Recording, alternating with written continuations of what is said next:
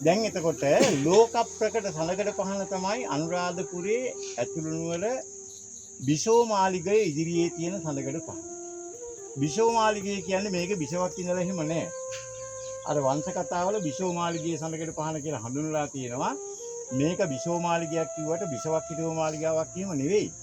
මේක පංචාවාස. මොකද අබේගිරියේ තිබිලා තිනවා පංචාවාස 27ක්. දැනට සමහර ඒවා හඳුනාගෙන තියෙනවා, සමහර ඒවා තාම වල්ගී වෙලා තාම පාදගෙන නැහැ. අබේගිරිය විතරක් පංචාවාස 27ක් තිබිලා තියෙනවා. මේක පංචාවාසි කියන්නේ මේකයි. මේක තමයි උපාධ්‍යායන් වහන්සේ වැඩ ඉන්න මණ්ඩපය, ප්‍රාසාදය.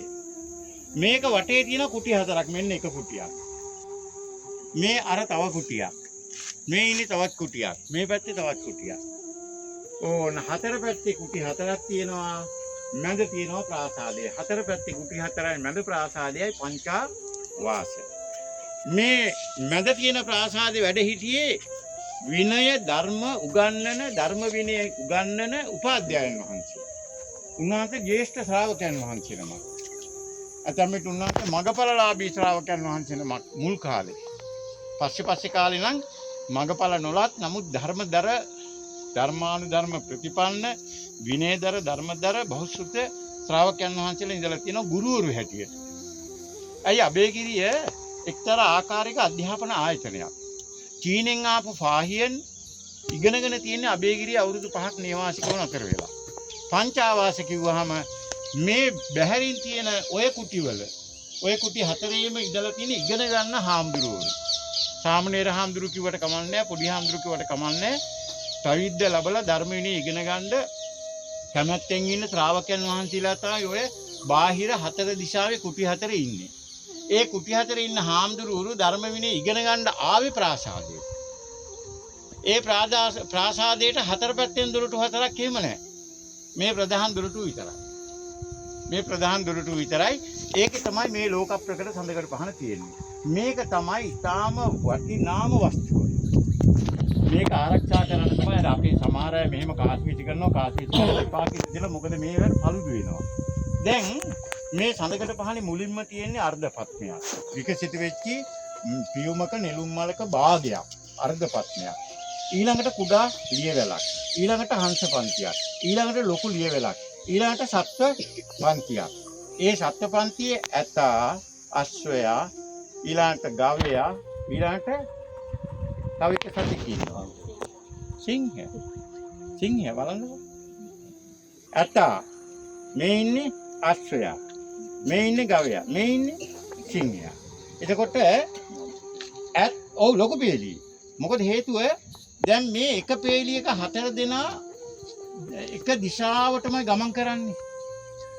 එක පේලිය හතර දෙනා එක දිශාවට ගමන් කරන්නේ. එතකොට මේගොල්ලන්ගේ ගමන් ඉරියව්වනේ මේ පාද වලින් පේන්නේ මේ පාද ඔසවාගෙන අර පාද නමාගෙන නේද?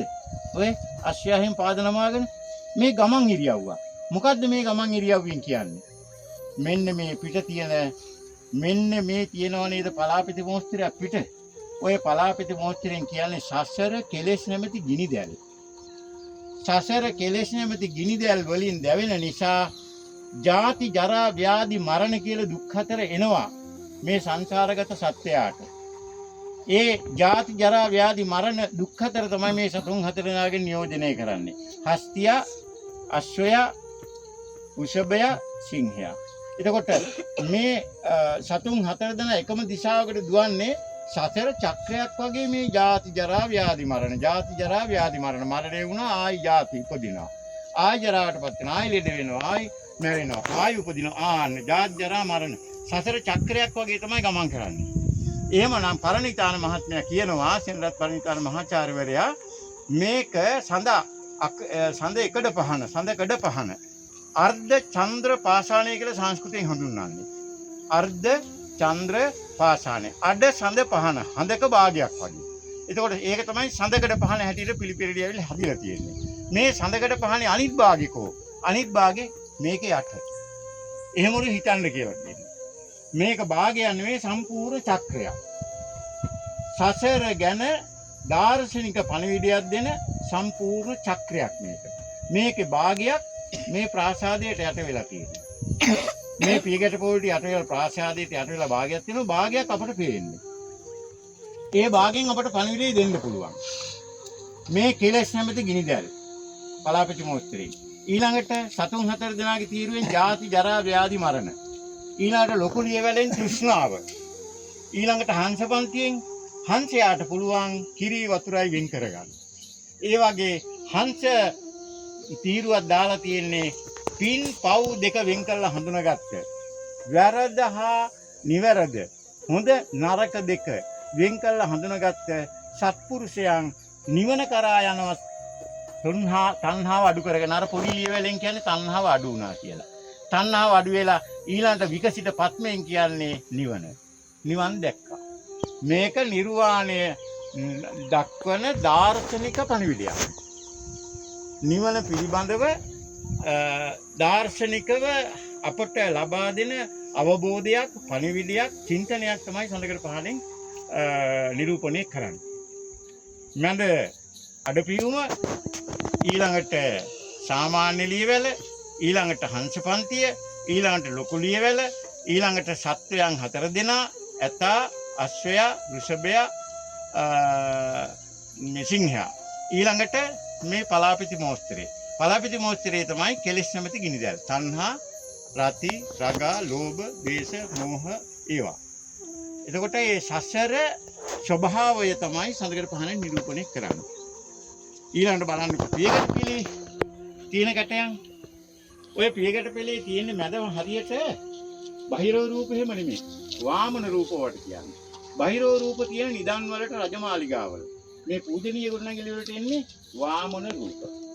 බලන්න පියගැට පිළේට මොනතරම් කලාත්මකව ඒවා එකතු කරලා තියෙනවද කියලා. හරි. දැන් එතකොට අතන තමයි පිළිමයක් තැම්පත් කරපු තැනක් අර අතව තියෙන්නේ. මොකද මේ ඉගෙන ගන්න ඉන්න ස්වාමින් වහන්සේලා උපාධ්‍යයන් වහන්සේ සමග පළමු කොට බුදු පිළිමේ වන්දනා කරලා ඉවර වෙලා තමයි ධර්ම විනය හැදෑරීම කරන්නේ. පොතපත් ඉවර කරන්නේ. පිළිම වහන්සේ නමක් තැම්පත් කරපු ආසනයක් තමයි අතන තියෙන්නේ. එතකොට බුද්ධ වන්දනාව සිද්ධ කළයි අධ්‍යාපනයේ ලබා දීලා තියෙනවා.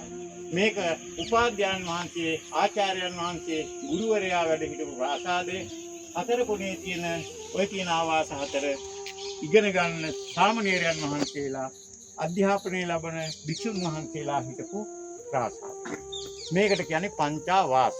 ආවාස 5යි. මේකයි 4 පැත්තේ 4යි 5යි පංචාවාස. මේක ප්‍රාසාදයේ අරව භික්ෂු කුටි. 4 පැත්තේ 4. හරි. දැන් ඒවටත් තියෙන්නේ එක දොරටුවයි. ආය 4 පැත්තෙන් දොරටු නෑ. ඒවට එක දොරටුවයි තියෙන්නේ. හැම එකටම. ඕනේ එතකොට සඳකඩ පහන දැන් හරියන්න.